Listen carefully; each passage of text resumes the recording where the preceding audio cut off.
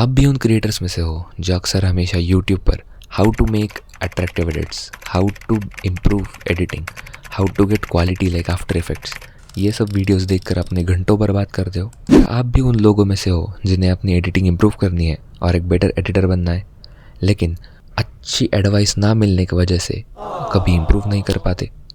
तो दोस्त, you are on the right channel and you are watching right video. इस और आने वाले वीडियोस में मैं आपको बताऊंगा कि कुछ बहुत ज़्यादा सिंपल और इफ़ेक्टिव वेज में आप अपने एडिट्स कैसे बेटर एंड अट्रैक्टिव बना सकते हो। So you are on the channel of KD17। Let's get right into it. एक अच्छा एडिट बनाने के लिए सबसे ज़्यादा इम्पोर्टेंट एंड उतनी ही बेसिक चीज़ होती है उस वीडियो का रेशियो। आपने हमेशा अपने एडिट्स का रेशियो 3:4 ही रखना है। रेशो के बाद अगर कोई इम्पोर्टेंट चीज़ आती है तो वो है correct fitting of clips and photos. जैसा मैं आपको दिखा रहा हूँ वैसे ही हमेशा आपके फ़ोटोज़ एंड क्लिप्स रेशो के अकॉर्डिंग एडजस्ट होने चाहिए। तो अब आपको पता चल गया है कि करेक्ट रेशो क्या होता है और क्लिप्स एंड फोटोज़ को कैसे एडजस्ट करना है। अब इसके बाद सबसे इम्पोर्टेंट बात आती है, वो होता है टेक्स्ट।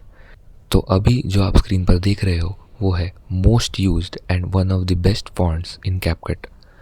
टेक्स्ट सेटिंग का सबसे बेसिक और इम्पॉर्टेंट पार्ट है टेक्स्ट का साइज़। अक्सर मैंने देखा है कि बहुत सारे क्रिएटर्स अपने एडिट्स में टेक्स्ट का साइज़ या तो बहुत ज़रा छोटा नहीं तो बहुत ज़्यादा बड़ा रख देते हैं। आपने हमेशा एडिट करते वक्त आपके टेक्स्ट का साइज़ 6 से लेके 8 तक रखना है। जो अगला पॉइंट है वो है शेडोज़। बहुत सारे एडिटर्स अपने एडिट्स के टेक्स्ट में शेडोज़ नहीं लगाते, जिससे टेक्स्ट को एक डेप्थ नहीं आता और टेक्स्ट अननोटिसेबल दिखता है। आपने हमेशा शेडो की ओपेसिटी 100 रखनी है, उसका ब्लर 0 से 5% में रखना है, शेडो का डिस्टेंस हमेशा 7 to 10 में होना चाहिए और उसका एंगल हमेशा -40 से -50 डिग्री में होना चाहिए। Next is borders. बॉर्डर हमेशा ब्लैक कलर की होनी चाहिए और उसका साइज़ हमेशा 10 to 15 में ही होना चाहिए। एक बहुत ज़्यादा इंटरेस्टिंग एंड छोटी सी टिप ये है कि आपने हमेशा आपके टेक्स्ट और फोटो को इक्वल एक्सेस पे रखना है। अभी मैं आपको 3 पिक्चर्स दिखाऊंगा और इनमें से आप खुद अपने मन में चेक करो कि तीनों में से सबसे ज़्यादा अट्रैक्टिव कौन सा दिख रहा है। बहुत सारे लोगों ने इन 3 फोटोज़ में से B या फिर C फोटो चूज़ किया होगा। ये इसलिए क्योंकि फ़ोटो का एक्सेस और टेक्स्ट का एक्सेस ये दोनों एक दूसरे को मैच कर रहे हैं। जो अगला टॉपिक आता है वो है बीट्स प्लेसमेंट। आपने अक्सर देखा होगा कि हर फॉन्क में, हर सॉन्ग में, हर ऑडियो में कुछ ना कुछ बीट्स होती हैं। उन बीट्स के साथ आपके फ़ोटोज़ या फिर क्लिप्स प्लेस्ड हो तो एडिट बहुत ज़्यादा अच्छा दिखता है। कुछ लोगों के मन में सवाल आ रहा होगा कि क्या बीट्स को पिक्स एंड क्लिप्स के साथ मैच करना इतना ज़्यादा इम्पोर्टेंट है? तो उन लोगों के लिए ये रहा एग्जाम्पल। मैं आपके सामने 2 क्लिप शो कर रहा हूँ, उनमें से आपको कौन सा क्लिप ज़्यादा पसंद आता है ये आप ही बता दो।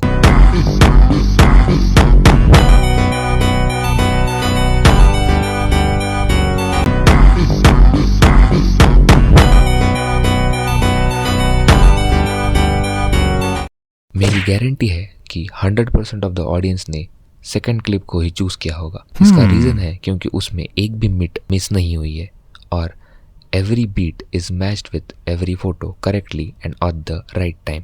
ये है इम्पोर्टेंस ऑफ बीट्स। बीट्स के बाद का जो टॉपिक आता है वो शायद इस वीडियो का सबसे इम्पोर्टेंट टॉपिक है, वो है एनिमेशंस। मैंने अक्सर काफ़ी एडिटर्स को देखा है कि वो अपने एडिट्स में बहुत सारे नहीं तो एक भी एनिमेशन यूज़ नहीं करते। आपको हमेशा ये बात ध्यान में रखनी है कि जब भी आप एडिट्स में एनिमेशंस यूज़ करो तो आपने कम से कम एनिमेशंस का यूज़ करना है। आपको मैं अभी 2 क्लिप्स दिखाऊंगा, आप खुद ही चूज़ कर लेना कि दोनों में से ज़्यादा अच्छा कौन सा क्लिप दिख रहा है।